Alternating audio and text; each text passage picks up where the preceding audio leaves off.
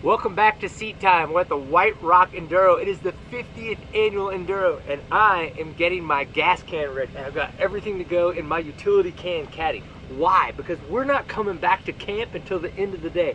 So I got all of my nutrition so that I can replace things like my goos and my bars and bits like that. I actually have some amino acids. I like to take these because it helps with attrition on the muscles.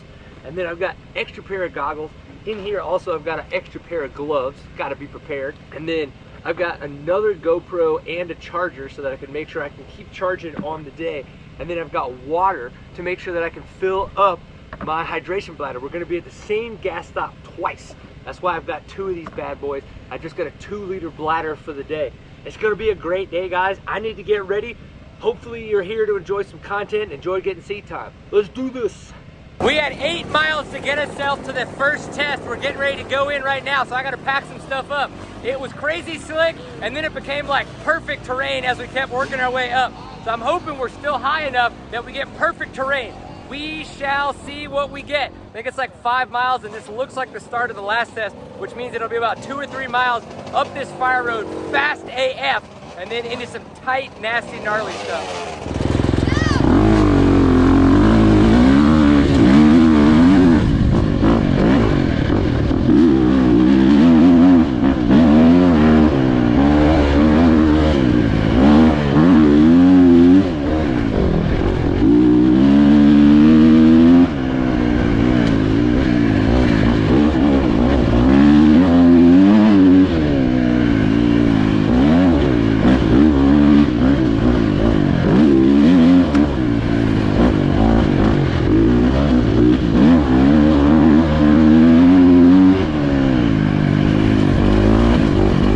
For me, I know I rode that first section like a bat out of hell.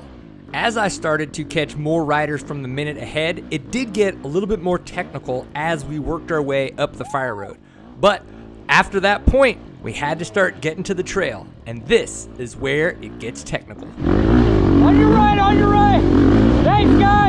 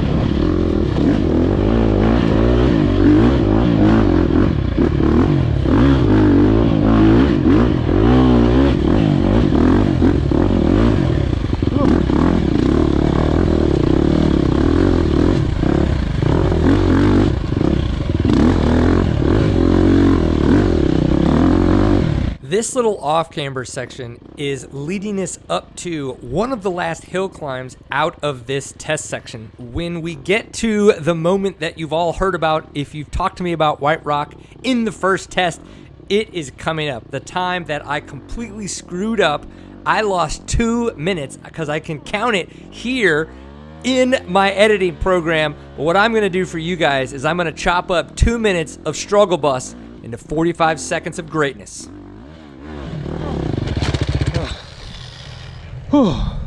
Yep, arms are tired.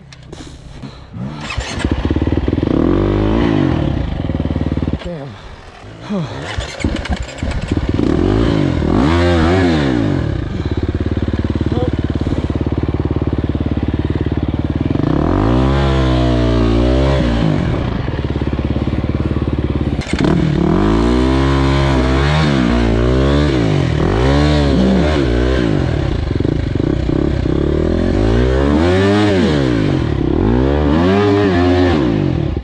damn, I am fucking beat. Yep, I overrode this section, that's for sure.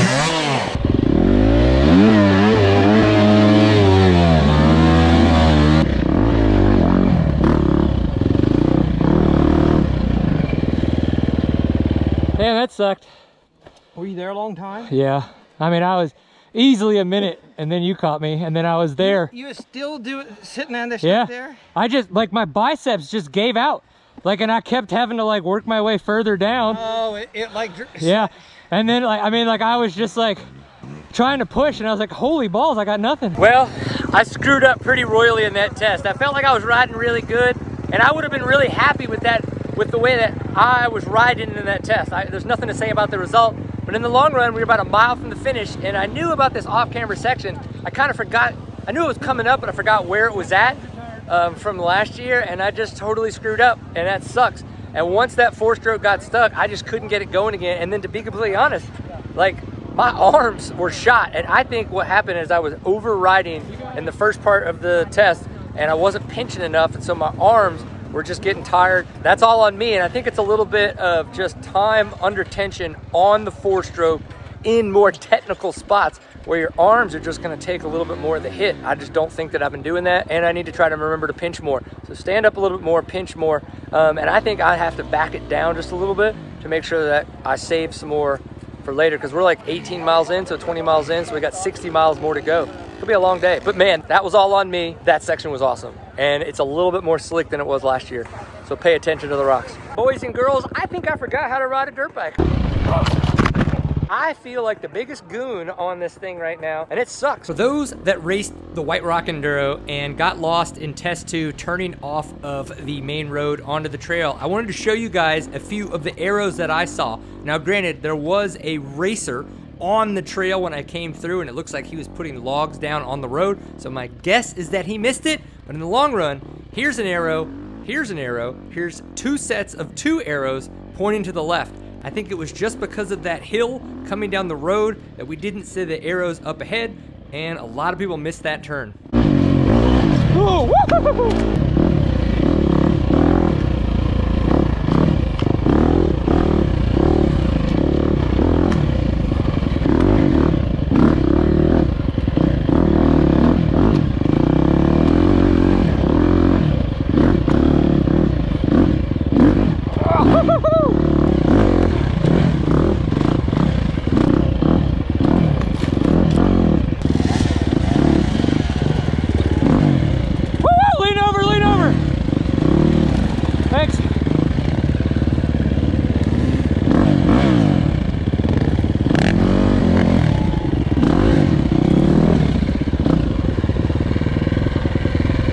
Talking to Carol, who was on row 31 right in front of me and that you just saw me pass on the beta, it sounds like when he came through and other riders before him, that place was stacked full of riders. And so for me to be able to get to that spot and to be able to just ask a rider to lean over and wait about 5 seconds for somebody to get out of the way is pretty lucky on my part. But the good news is I make up for my luck here, and you guys get to enjoy my extra stupidity. Woo! Yep, that log bit me and I went OTB. I lost my visor, and obviously you can tell the vantage point of that GoPro is pretty much unusable, though it did create an interesting vantage point of some things I would like to show you guys.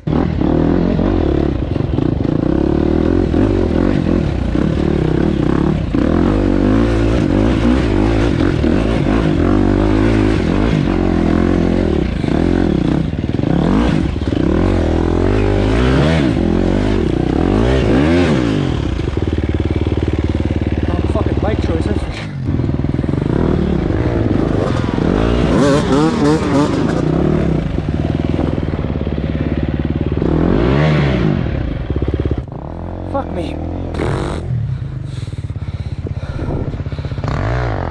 Smart.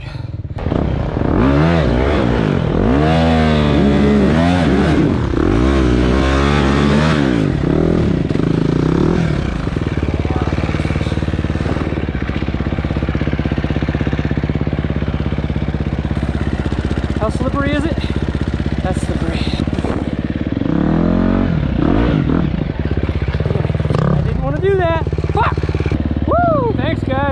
The riding the dirt bike part is super cool. The way that I feel like I am riding is what's not cool, right? I'm enjoying getting seat time. Even though that second test was extremely difficult, I did still make some mistakes. My arms just got super funky. Like, I don't know what the deal is. I think it's just because I'm on a 4-stroke and I'm just not pinching well with my legs, and it's so slipped that the front end's just going all over the place, and so I'm controlling it too much with my arms, and so they're getting really worn out. But Brian, you have such big, huge, massive pythons for biceps. I know. Okay, so we're going into the A-only test. It's 3 miles, but it's, you know, just like last year, the A-only 3 miles was pretty damn difficult. So I got to go in with a clear head. I'm going to try not to attack. I'm going to kind of just go in and have some fun and just do the thing, try to stay upright, try to keep the bike off the ground, and we'll see what happens.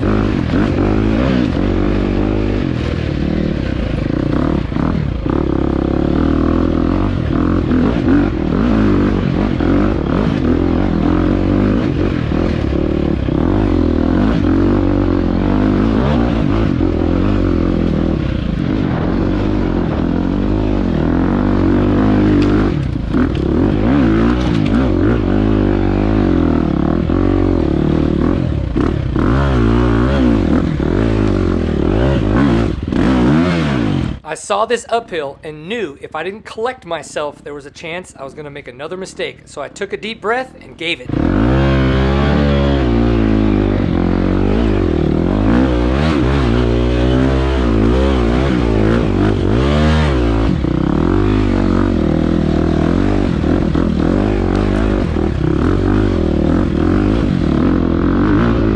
Up until this point, I hadn't really been attacking that much in the test. I was just trying to make sure I didn't get stuck and that I kept moving forward.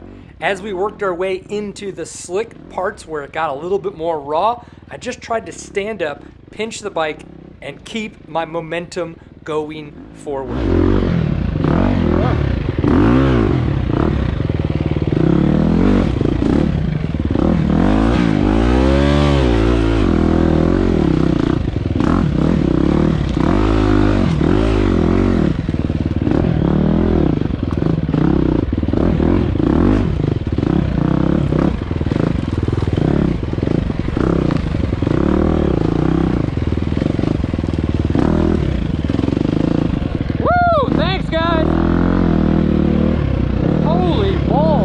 I think that A-only test was easier than the test 2, which had everybody in it. Now that might have been because of the fact that everybody wasn't splattered across the trail, but in the long run, I thought it was less technical.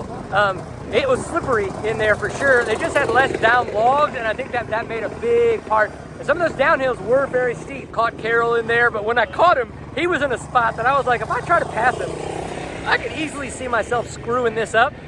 But so I just gave it 10 seconds and let him get his shit together, and then I just came around and passed him. He hung out behind me for a while. I biffed it, he biffed it, and then I zipped on a little bit. But that was fun. We got, I don't know, we're at 30 miles. We got 80 to go. No, we got 80 to get to. So let's get to it. Test 4 was only 3 miles long, and it was a little bit of same from what we've seen on the day, though it was probably one of the least technical courses on the day. But this hill climb was really fun, and the gentleman I pass up here definitely has some choice words for me.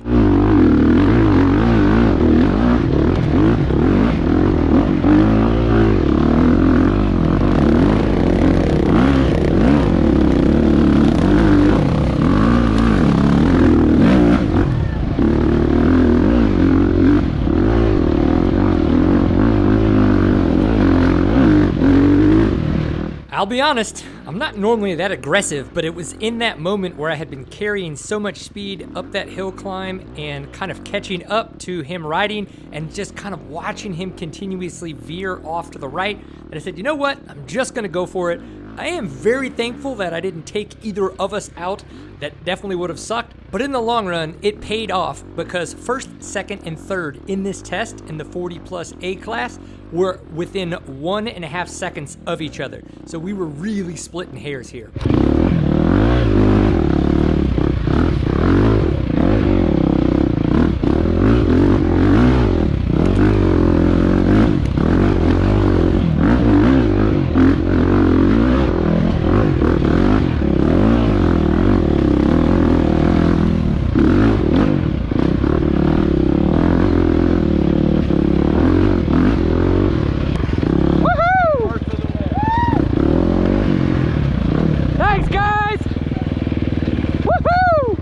5 was 4 miles long, and I would say it was actually still a fairly fast test. You could carry your speed pretty good, but it did get technical in areas like this, where you had these weird rock gardens. Everything's just a little off camber, and so you had these momentum sucker situations where if you just so happen to lose just enough momentum, one rock would ping you in the wrong place or would kind of suck your wheel and try to keep you from moving forward, which you can see I'm like kind of lightly pinballing all over the place.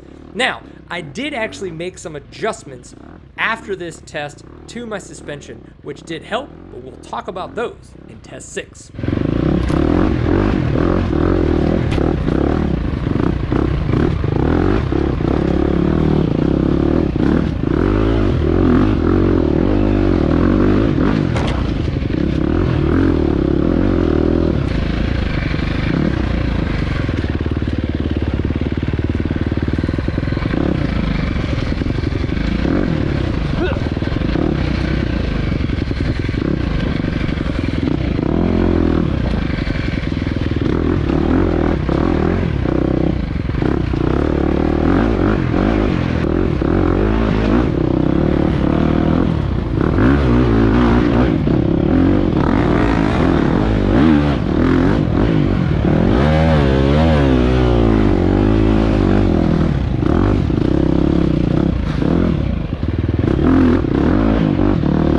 I don't know who this guy is that you can see up in the distance, but when there is a random course worker near a hill climb, you don't think it's going to be a good thing.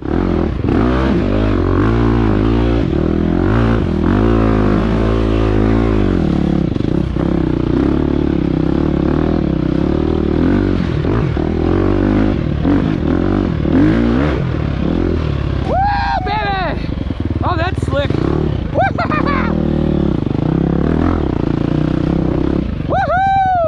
We're about to go into test 6, and the transfer from test 6 was more technical than some of the trails that we've ridden. This is big rocks bouncing around, doing all those crazy things.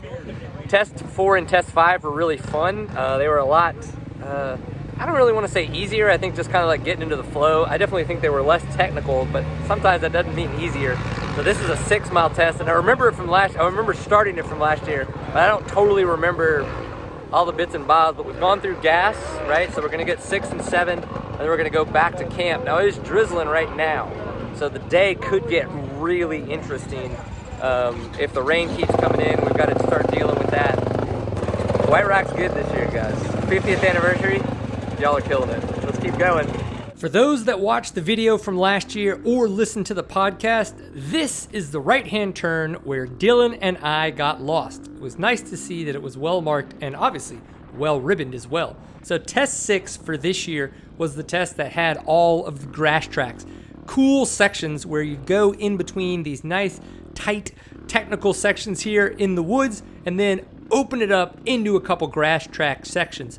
I will say, I wish the grass tracks were marked a little bit better, because you'd be hauling the mail straight down a line and then it would just float off to the left on you or float off to the right and you didn't realize it was happening. You could see a lot of dragged brake marks. But in the long run, this might have been the most fun test on the day, just because you got a little bit of technical and then some fast open stuff and you kind of cut back and forth between all of that. Somehow, I actually won this test in the 40A class over Mitchell Moore. He was 2 seconds behind me, so he was hauling the mail and somehow I was too. Super cool to see such old dudes like ourselves out there just giving the seconds at the White Rock Enduro.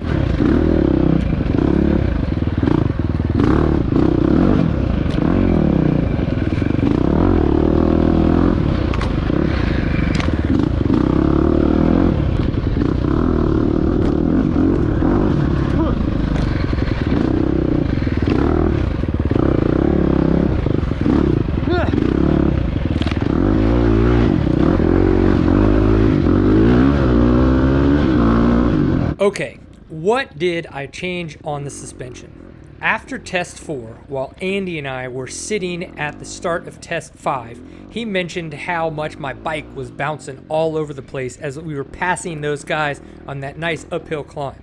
He mentioned, hey, you should back out your high-speed compression on your rear shock and see what happens. I did that and it felt a lot better. And it made me realize my bike didn't actually feel that settled. And so I decided to go out 2 on the compression on the fork and out 2 on the compression on the rear shock. And holy smokes, that really did start to settle the bike. So I think those changes that we made, thanks to Andy kind of mentioning the bike looked like it was very much out of control, helped me get my bike in better control. And not only do I think my nutrition and my fitness helped me be able to continue to attack on the day, but I also think in the extremely rocky technical sections, the bike actually felt more planted and was more stable and bounced around less. Live and you learn. I wish I would have remembered to write down the number on where I was at. I didn't, but now I know to think about suspension while in the rocky terrain.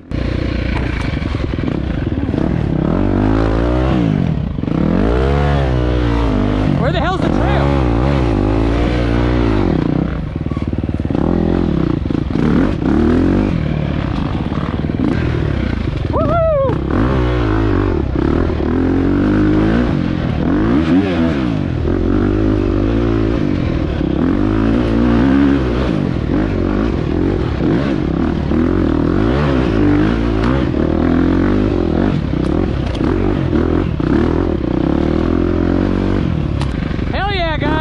This is a great day. This is what an Enduro should be.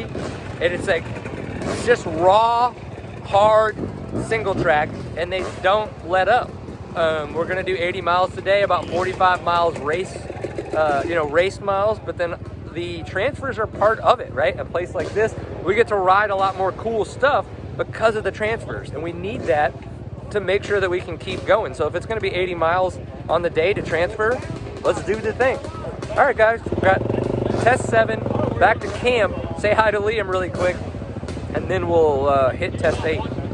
Test 7 launched us right into some technical off-camber, and it got me thinking about the gearing changes that I had made to the gas working with Brian's story. The 14 tooth in the front and the 50 tooth in the back worked amazingly well in this extremely technical terrain. In terrain like this, I never left second gear until it started to open up. But because the bike could rev so well, even in second gear, I could rev the bike out really high as the trail would kind of straighten out in certain areas. Now, of course, I could always go to third gear, get down into second gear, but I never even needed to go to first gear except for those few times that you saw me picking myself up off the ground or needed to truly grunt the front end up. But while riding, I never actually had to go into first gear. So the gearing choices that we made were top notch. If you're gonna have grass track laid out in an Enduro like this, you have to remember that an Enduro is a course that follows the arrows, not just the trail. So if you can see an arrow up ahead, you're gonna cut the trail. There was actually a rider off to my left, and if I'd have seen him, I would have just cut across the field because there was nothing that was keeping me in the field. So if you want to arrow a field like this, it's best to make sure that you run it like a proper grass track and have banner ribbon around the sides to keep everybody corralled in and have people there watching to make sure that nobody cuts. As we come in to the last half mile of test 7, we're coming back in towards camp. One, this was a really cool trail, working our way back in. But this is the first time that we had been back to camp in like 6 hours. And I love that for an Enduro, because an Enduro is an endurance event. And the fact that we have to plan ahead what we're gonna have at the gas stops, what we're gonna have on our person, so that we can leave at the start of the race and not come back until the end of the day, but have enough energy, have enough gas, and just plan all of that out. That, to me, is what a true endurance Enduro event is all about. So enjoy this last little section, and then we'll head on to test 8 to finish out the day.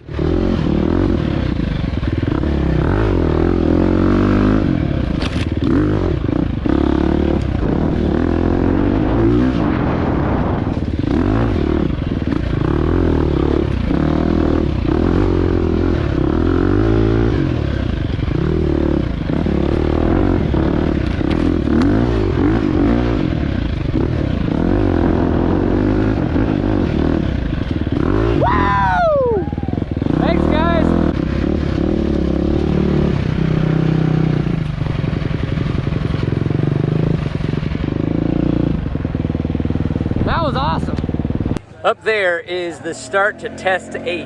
I think we're at like 72 miles in, and so we got like 6 miles to go. But man, it's been a heck of a day. I feel a lot more comfortable on the bike, kind of opened up the compression, opened up the rebound a little bit. So that's cool, but in the long run, I just didn't ride that good in the first 2 tests. I don't think I was pinching enough. I'm pinching a lot more right now. I think that's been working, but whatever it is, I'll, got to figure it out.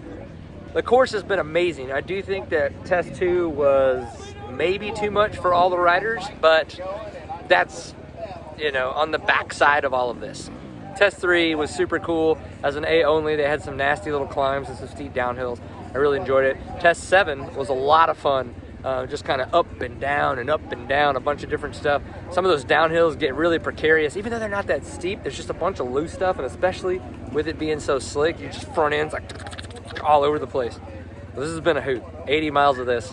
This has been a great time. Well, wherever we're at right now, 72 miles of this has been a great time. We'll see if 80 is still good in about 30 more minutes. Test 8 was a lot like Test 7. It was fast, it was flowy, it was uphill, it was downhill, except for the first half mile and the last half mile. So that's what I'm gonna leave you guys with, is the rocks that we had to start this test with and the amazing experience we got to end this test with. I've got some thoughts after you guys enjoy this, so make sure you stick around.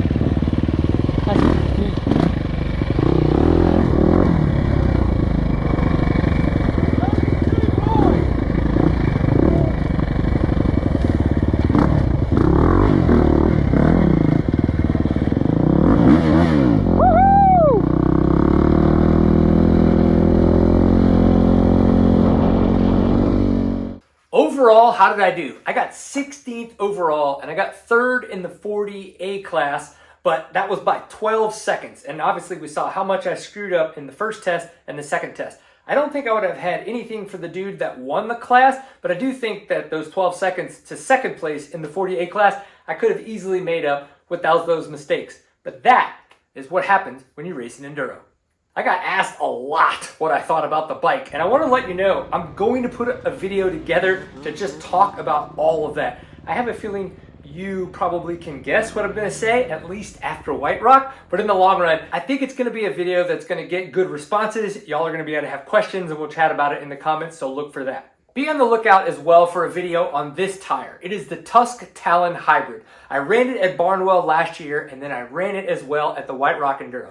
I've got thoughts. I'm going to make a video, so be on the lookout for that. Overall, the White Rock Enduro was an amazing event. It was their 50th anniversary. There were some dudes there at the very start. I think that were actually club members back when they put on the first White Rock Enduro 50 years ago. Super cool to see. This is a true old school Enduro. It was raw, it was technical single track, and you worked to cover the miles on the day. I was also okay with the transfers, even though there were some that weren't that technical. It got us to different parts throughout the different properties that they had to work with. And if that's what gets us a true endurance attrition Enduro, I'm all for it.